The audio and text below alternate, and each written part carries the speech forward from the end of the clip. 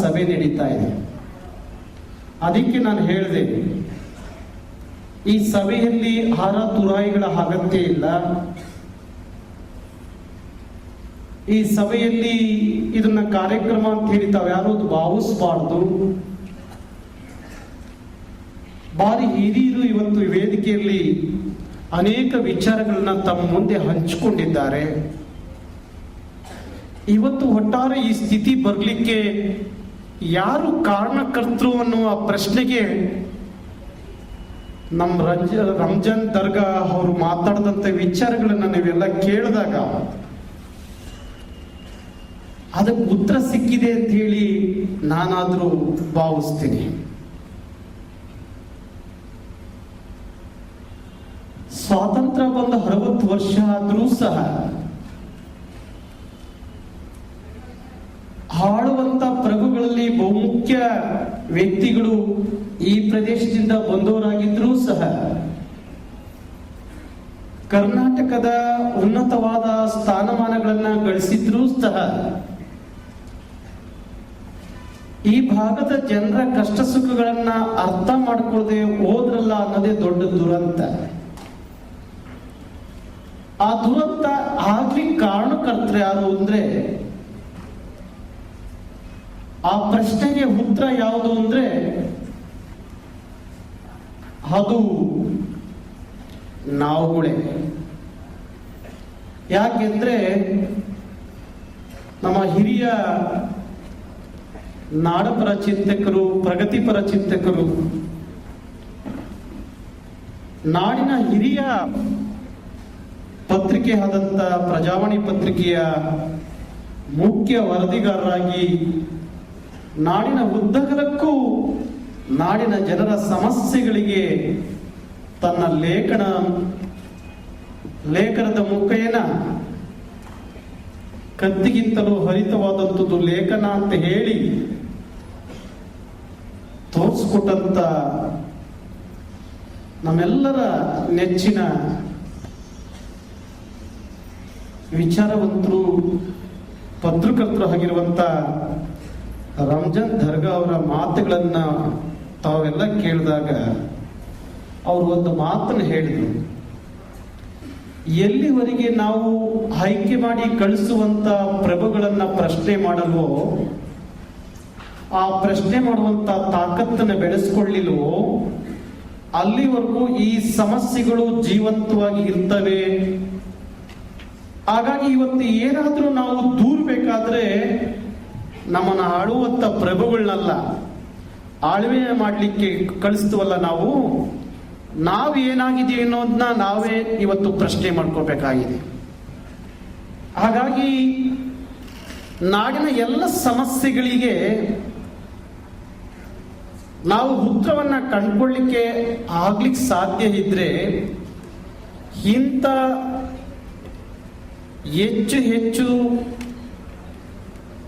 ಚಿಂತನಾ ಸಭೆಗಳು ನಡೆದಾಗ ಒಂದಿಷ್ಟು ನಮ್ಮ ಪ್ರಶ್ನೆಗಳಿಗೆ, ನಮ್ಮ ಸಮಸ್ಯೆಗಳಿಗೆ ಉತ್ತರವನ್ನ ಕಂಡುಕೊಳ್ಳಿಕ್ಕೆ ಸಾಧ್ಯ ಆಗುತ್ತೆ. ಅಂತ ಸಮಸ್ಯೆಗಳ ಚಿಂತನೆಯನ್ನ ಮಾಡಲಿಕ್ಕೆ ಇವತ್ತು ಈ ರಂಗಮಂದಿರದಲ್ಲಿ ಸಭೆ ನಡೀತಾ ಇದೆ. ಈ ಸಭೆಯ ದಿವ್ಯ ಸಾನ್ನಿಧ್ಯವನ್ನು ವಹಿಸಿರುವಂತ ಪರಮ ಪೂಜ್ಯ ಶಿವಮೂರ್ತಿ ಶಿವಾಚಾರ್ಯರ ಪಾದಗಳಿಗೆ ನಮಸ್ಕರಿಸುತ್ತ, ಹಿರಿಯ ಸ್ವಾತಂತ್ರ್ಯ ಹೋರಾಟಗಾರರು, ಮುದ್ರಣವೇ ಮಾಡದೆ ತನ್ನ ಕೈ ಬರವಣಿಗೆಯ ಮುಖೇನ ಪತ್ರಿಕೆಯನ್ನ ಬರೆದು ಅವರ ಲೇಖನ ಮುಖೇನ ಈ ಜನರಿಗೆ, ಸಮಾಜದ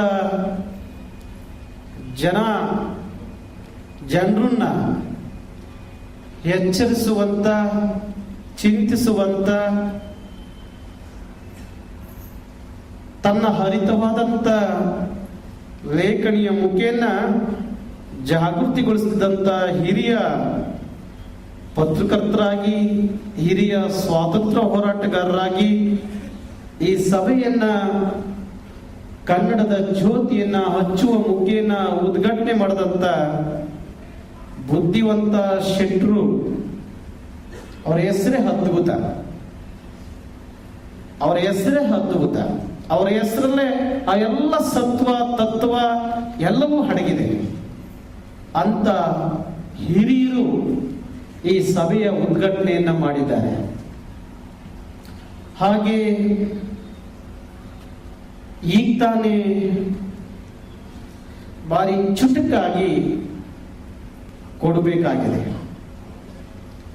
ಕೇವಲ ಹೋರಾಟ ಅಂದ್ರೆ ಅದು ಜನಜಾತ್ರೆ ಅಲ್ಲ. ಹೋರಾಟ ಅಂದ್ರೆ ಕಿರ್ಚಾಟವೂ ಅಲ್ಲ. ಹೋರಾಟ ಅಂದ್ರೆ ಆ ಭಾಗದ ಸಮಸ್ಯೆಗಳಿಗೆ ಚಿಂತಿಸಿ, ಆ ಚಿಂತನೆಗೆ ನಾವು ಏನು ಆ ಹೋರಾಟಕ್ಕೆ, ಆ ಸಮಸ್ಯೆಗಳಿಗೆ ಏನು ಪರಿಹಾರವನ್ನ ಕಂಡುಕೊಳ್ಳೇಬಹುದು ಅನ್ನೋ ತೀರ್ಮಾನಕ್ಕೆ ಬರುವಂಥದ್ದೇ ನಿಜವಾದಂಥ ಹೋರಾಟ.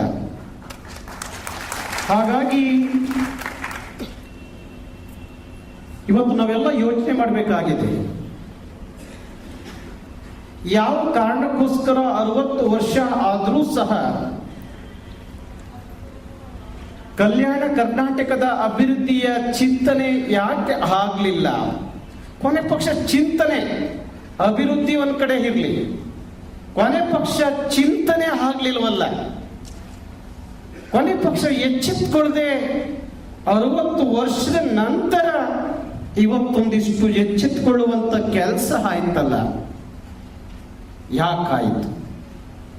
ಮತ್ತೆ ಯಾರು ನಮ್ಮ ಶತ್ರುಗಳು ಅನ್ನೋದನ್ನ ಭಾರಿ ನೇರವಾಗಿ ಇವತ್ತು ನಮ್ಮ ಹಿರಿಯ ಪತ್ರಕರ್ತರು ಮಾತಾಡಿದ್ರು. ಯಾರು ನಮ್ಮ ಶತ್ರುಗಳು? ಯಾರು? ಪುಟ್ಟಪ್ಪನ ಒಂದು ಮಾತು ಹೇಳ್ತಾರೆ ಕುವೆಂಪು, ಅಂದು ಈ ದೇಶವನ್ನ ಬಿಳಿಯರು ಆಳ್ತಾ ಇದ್ರು, ಅವರು ಚುಚ್ಚುವಾಗ ನೋವು ನೋವು ಅಂತ ಹೇಳಿ ನಾವು ಬಡ್ಕತ್ತಾ ಇದ್ರು. ಇವತ್ತು ಈ ದೇಶವನ್ನು ನಮ್ಮವರೇ ಆದ ಕರಿಯರು ಆಳ್ತಾ ಇದ್ದಾರೆ, ಅವರು ಚುಚ್ಚುವಾಗ ಅದು ನೋವಲ್ವಾ, ಅದೇನು ಹೂವ ಅಂತ ಹೇಳಿ ಪುಟ್ಟಪ್ಪನವ್ರು ಹೇಳ್ತಾರೆ. ಹಾಗಾಗಿ ನಮ್ಮನ್ನು ಇವತ್ತು ಆಳ್ತಿರುವಂತ ನಮ್ಮ ಜನ ನಮ್ಮ ಪಾಲಿನ ಶತ್ರುಗಳು ಆಗಿದ್ದಾರೆ. ಯಾವ ಕರ್ನಾಟಕವನ್ನ, ಯಾವ ಶ್ರೀಮಂತ ಕರ್ನಾಟಕವನ್ನ, ಯಾವ ವಿಜಯನಗರದ ಸಾಮ್ರಾಜ್ಯದ ಕರ್ನಾಟಕವನ್ನ, ಯಾವ 500ಕ್ಕೂ ವರ್ಷದ ಇತಿಹಾಸ ಉಳ್ಳುವಂತ ಕನ್ನಡದ ಭಾಷೆಯ ಕರ್ನಾಟಕವನ್ನ, ಯಾವ ಭೂಮಿಯಲ್ಲಿ ಎಲ್ಲ ಖನಿಜ ಸಂಪತ್ತುಗಳನ್ನ ನೋಡಿದಂತ ಕರ್ನಾಟಕವನ್ನ, ಆ ಕರ್ನಾಟಕದಲ್ಲಿ ಇವತ್ತು ನಮ್ಮ ಸ್ಥಿತಿ, ನಮ್ಮ ಬದುಕು ಅಂತ ಭವ್ಯವಾದಂತ ಸಾಮ್ರಾಜ್ಯವನ್ನ ಇದ್ದಂತ ಕರ್ನಾಟಕದಲ್ಲಿ ನಾವು ಸೊರಗ್ತಾ ಇದೀವಲ್ಲ, ಕೊರಗ್ತಾ ಇದೀವಲ್ಲ, ಇದಕ್ಕೆ ಯಾರು ಕಾರಣ ಅಂತ ಹೇಳಿ ನಾವು ತೀರ್ಮಾನಿಸಿದಾಗ ನಮ್ಮ ಎದುರಿಗೆ ನಿಂತಿದ್ದು ಬೇರೆ ಯಾರು ಅಲ್ಲ, ನಮ್ಮವರೇ, ನಮ್ಮನ್ನು ಆಳುವಂತ ದೊರೆಗಳು ಅನ್ನೋದು ನಮ್ಗೆಲ್ಲರಿಗೂ ಗೊತ್ತಾಗಿದೆ. ಆ ದೊರೆಗಳನ್ನ ಪ್ರಶ್ನಿಸುವಂತ ತಾಕತ್ತಿಲ್ಲದೆ ಅವರು ನಿರಂತರವಾದಂತ ಅನ್ಯಾಯವನ್ನ ಮಾಡಿಕೊಂಡೇ ಬಂದಿದ್ದಾರೆ. ನಿರಂತರವಾದ ದಬ್ಬಾಳಿಕೆ, ದೌರ್ಜನ್ಯ ನಡೆಕೊಂಡೇ ಹೋಗ್ತಾ ಇದೆ. ಅದ ಪ್ರಶ್ನಿಸುವಂತ ಶಕ್ತಿ ಇವತ್ತು ನಮ್ಮ ಜನರಿಗೆ ಬರಬೇಕಾಗಿದೆ. ಯಾವತ್ತ ಶಕ್ತಿ ಬರುತ್ತೋ, ಯಾವತ್ತು ಹಾದಿ ಬೀದಿಯಲ್ಲಿ ಜನಪ್ರತಿನಿಧಿಗಳ ಕೊರಳಿಗೆ ಕೈ ಹಾಕಿ ಕೇಳುವಂತ ತಾಕತ್ತನ್ನು ಬೆಳೆಸ್ಕೊತೀವೋ, ಅವತ್ತು ನಮ್ಮ ಸಮಸ್ಯೆಗಳಿಗೆ ದೊಡ್ಡ ಪರಿಹಾರ ಸಿಗತ್ತೆ. ನಿಮ್ಮ ಭಾಗದ ಭಾರಿ ದೊಡ್ಡ ದೊಡ್ಡ ನಾಯಕರು ಇವತ್ತು ಭಾರಿ ದೊಡ್ಡ ಪದವಿಯಲ್ಲಿ ಕೂತಿದ್ದಾರೆ. ಈ ಭಾಗದ ಸಾಮಾನ್ಯ ಪ್ರಜೆಗಳಿಗೆ ಇರುವಂತ ಹರಿವು, ಆ ಭಾರಿ ದೊಡ್ಡ ಸುಖವನ್ನ ಈ ನೆಲದಲ್ಲಿ ರಾಜಕೀಯ ಮುಖೇನ ಅನುಭವಿಸ್ತಂತ ಜನರಿಗೆ ಇನ್ನೂ ಬರ್ಲಿಲ್ವಲ್ಲ ಅನ್ನೋದೇ ದೊಡ್ಡ ದುರಂತ. ಇದು ಬರ್ದೇ ಹೋದ್ರೆ ನಾವು ಆ ಪ್ರದೇಶದಲ್ಲಿ ಓಡಾಡ್ಲಿಕ್ಕಾಗಲ್ಲ ಅನ್ನೋ ಅರಿವು ಅವರಿಗೆ ಮೂಡಿಸ್ತಲೇ ಇರುವಂಥದ್ದು ನಿಮ್ಮ ದೊಡ್ಡ ದುರಂತ. ಹೊಡೀರಿ, ಅದಕ್ಕೂ ಚಪ್ಪಳೆ ಹೊಡೀರಿ. ಆ ದುರಂತದಿಂದ ಯಾವತ್ತು ನೀವು ಹೊರಬರ್ತೀರಾ ಅನ್ನೋದು ಪ್ರಶ್ನೆ. ಒಂದ್ ಕಡೆ ಪ್ರಗತಿ ಆಗಬೇಕು, ಇಲ್ಲಿ ಎಲ್ಲ ರೀತಿಯ ಶಿಕ್ಷಣ, ಆರೋಗ್ಯದಿಂದ ಹಿಡಿದು ಉದ್ಯೋಗದಿಂದ ಹಿಡಿದು ನೀರಾವರಿ ಯೋಜನೆಗಳಿಂದ ಹಿಡಿದು ಎಲ್ಲವೂ ಯಾವ ಭಾಗಕ್ಕೇನು ಕಡಿಮೆ ಅಲ್ಲ ಅನ್ನೋ ರೀತಿಯಲ್ಲಿ 60 ವರ್ಷಗಳಿಂದ ಏನು ನಮ್ಮನ್ನ ಒಂದು ರೀತಿಯ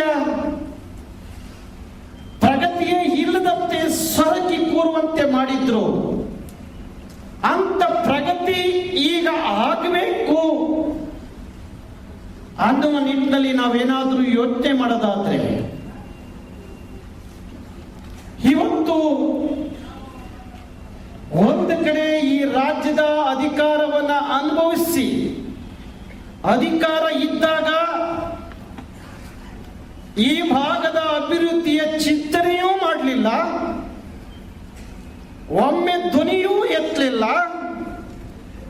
ಅಂತ ವ್ಯಕ್ತಿಗಳು ಇವತ್ತು ಇಲ್ಲಿಯ ಅಭಿವೃದ್ಧಿ ಆಗಬೇಕಾದ್ರೆ ಒಟ್ಟಾರೆ ಜನರನ್ನ ಅಭಿವೃದ್ಧಿಯ ಚಿಂತನೆಯಲ್ಲಿ ಈ ಭಾಗವನ್ನ ಅಭಿವೃದ್ಧಿಗೊಳಿಸುವಂತ ನಿಟ್ಟಿನಲ್ಲಿ ಒಂದು ಸಮಗ್ರ ಕರ್ನಾಟಕದಲ್ಲಿ ಚರ್ಚೆ ಆಗಲಿ, ಸಮಗ್ರ ಕರ್ನಾಟಕದ 5 ಕೋಟಿ ಕನ್ನಡಿಗರಿಗೆ ಒಂದು ಸಂದೇಶ ಒಂದು ಕಡೆ ಸೇರಿಸಿ ಒಂದು ವರದಿಯನ್ನ ತಯಾರು ಮಾಡಿ ಈ ಭಾಗಕ್ಕೆ ಮಾಡುವಂತ ನಿಟ್ಟಿನಲ್ಲಿ, ತಯಾರಿಸುವಂತ ನಿಟ್ಟಿನಲ್ಲಿ ಕರ್ನಾಟಕ ರಕ್ಷಣಾ ವೇದಿಕೆ ರಂಜನ್ ದರ್ಗಾ ಅವರ ಅಧ್ಯಕ್ಷತೆಯಲ್ಲಿ ನಾವು ಮಾಡಲಿಕ್ಕೆ ಇಷ್ಟಪಡ್ತೀವಿ. ಹಾಗೆ ಆ ಧ್ವನಿ ಆಗ್ಲಿಕ್ಕೆ ಕರ್ನಾಟಕ ರಕ್ಷಣಾ ವೇದಿಕೆ ಇವತ್ತು ಇಡೀ ರಾಜ್ಯದಲ್ಲಿ ಅಂತ ಶಕ್ತಿಯನ್ನ ಹೊಂದಿದೆ. ಹಾಗಾಗಿ ಆ ಇಡೀ ರಾಜ್ಯದ ಎಲ್ಲ ಪ್ರದೇಶದಲ್ಲಿಯೂ 371ನೇ ತಿದ್ದುಪಡಿ ಆಗುವಂತ ಹೋರಾಟಕ್ಕೆ ಕರ್ನಾಟಕ ರಕ್ಷಣಾ ವೇದಿಕೆ ನಾಳೆಯಿಂದಲೇ ಕರೆಯನ್ನ ಕೊಡುತ್ತೆ. ಒಂದು ಕಾಲಕ್ಕೆ ಕಾವೇರಿ ವಿಚಾರ ಬಂದಾಗ ಇದು ಹಳೆ ಮೈಸೂರು ವ್ಯಾಪ್ತಿಯ ಹೋರಾಟ, ಕೃಷ್ಣಾ ನದಿ ವಿಚಾರ ಬಂದ್ರೆ ಅದು ಉತ್ತರ ಕರ್ನಾಟಕದ ಭಾಗದ ಹೋರಾಟ ಅನ್ನೋ ಭಾರಿ ದೊಡ್ಡ ತಾರತಮ್ಯ ಇತ್ತು. ಆದ್ರೆ ಕರ್ನಾಟಕ ರಕ್ಷಣಾ ವೇದಿಕೆ ಹುಟ್ಕೊಂಡ ಮೇಲೆ ಇವತ್ತು ಕಾವೇರಿ ವಿಚಾರ ಬಂದಾಗ ಇಡೀ ನಾಡಿನ ಜನರು ಹೋರಾಟ ಮಾಡ್ತಾ ಇದ್ದಾರೆ. ಕೃಷ್ಣಾ ನದಿ ವಿಚಾರ ಬಂದಾಗ ಇಡೀ ನಾಡಿನ ಜನ ಹೋರಾಟ ಮಾಡ್ತಾರೆ. ಹಾಗೆ ಕಲ್ಯಾಣ ಕರ್ನಾಟಕದ ಅಭಿವೃದ್ಧಿಯ 371ನೇ ತಿದ್ದುಪಡಿಯ ಹೋರಾಟ ಈ 5 ಕೋಟಿ ಕನ್ನಡಿಗರ ಹೋರಾಟ ಆಗಬೇಕು. ಅಂತ ಹೋರಾಟಕ್ಕೆ ಇವತ್ತು ಕರ್ನಾಟಕ ರಕ್ಷಣಾ ವೇದಿಕೆ ಕರೆ ಕೊಡ್ತಾ ಇದೆ. ಅಷ್ಟೇ ಅಲ್ಲ, ಕೆಲಸವನ್ನು ಸಹ ಕರ್ನಾಟಕೀವಿ. ಆ ಸಭೆಗೆ ಎಲ್ಲರೂ ಬರಲೇಬೇಕು ಅನ್ನುವ ಅವ್ರಿಗೆ ಚೀಮಾರಿ ಹಾಕುವಂತ ಕೆಲಸವನ್ನ ಕರ್ನಾಟಕ ರಕ್ಷಣಾ ವೇದಿಕೆ ಜನ ಮಾಡ್ತಾರೆ. ಅಲ್ಲಿವರೆಗೂ ಈ ಜನ ಇಂಥ ಕೆಲಸವನ್ನ ಮಾಡ್ತಾ ಇದ್ದಾರೆ. ಇವತ್ತು ಅವ್ರದೇ ಕೇಂದ್ರದಲ್ಲಿ ಸರ್ಕಾರ ಇದೆ. ಈ ಭಾಗ ನಿದ್ದೆಯನ್ನ ಪ್ರಜ್ಞೆ ತಪ್ಪಿ ಮಲಗಿರುವಂತಹ ಜನರನ್ನ ಎಚ್ಚರಿಸುವಂತ ಕೆಲಸವನ್ನ ಇವತ್ತು ಕರ್ನಾಟಕ ರಕ್ಷಣಾ ವೇದಿಕೆ ಮಾಡುವ ಮುಖೇನ ಈ ಭಾಗದ 60 ವರ್ಷಗಳ ಜನರ ಕೂಗೇನಿತ್ತು, ಆ ಕೂಗಿಗೆ ಉತ್ತರವನ್ನ ಕಂಡುಕೊಳ್ಳುವಂತ ಕೆಲಸವನ್ನ ರಕ್ಷಣಾ ವೇದಿಕೆ ಕೈ ಹಾಕಿದ ಮೇಲೆ ಅದು ಹಾಗೇ ತೀರ್ಬೇಕು, ಹಾಗೇ ತೀರ್ಬೇಕು. ಏನಾದ್ರೂ ಚಿಂತೆ ಇಲ್ಲ.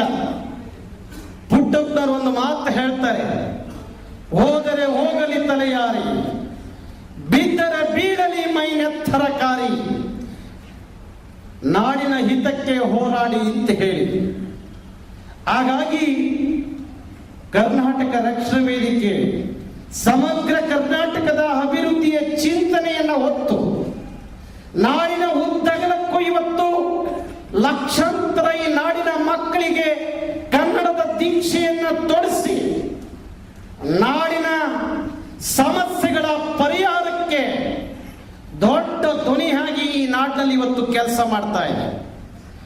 ಯಾವ ಜನರ ಭಾವನೆಗಳನ್ನ ಅರ್ಥ ಮಾಡಿಕೊಳ್ಳದೆ ಇದ್ದಂತ ಸರ್ಕಾರಗಳು, ರಾಜಕೀಯ ಪ್ರಭುಗಳು ಅವ್ರನ್ನ ಅರ್ಥೈಸುವಂತ ಪ್ರಜ್ಞಾವಂತರಾಗಿ ನಿಮ್ಮ ಧ್ವನಿಯನ್ನು ಅರ್ಥ ಮಾಡಿಕೊಳ್ಳುವಂತ ನಿಟ್ಟಿನಲ್ಲಿ ಕರ್ನಾಟಕ